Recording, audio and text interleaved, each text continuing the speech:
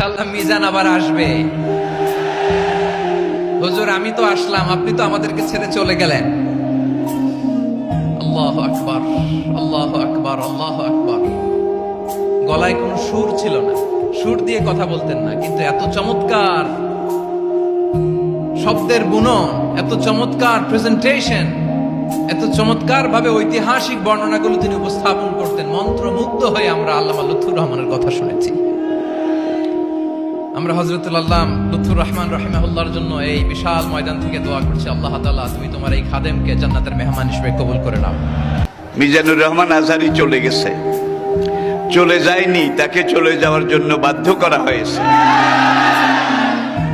একটা মাহফিলে 10 লাখ 15 লাখ লোক হওয়া, এটা দুনিয়ার কোন রাষ্ট্রপ্রধানের ইতিহাসেও নেই, ঠিক কিনা বলুন? আর একজন রাষ্ট্রপ্রধান যখন কোনো এলাকায় যায়, সেখানে রিজার্ভ গাড়ি দেওয়া হয়, জায়গা জায়গা থেকে গাড়ি প্রেরণ করা হয়, সার্ভ করা হয়।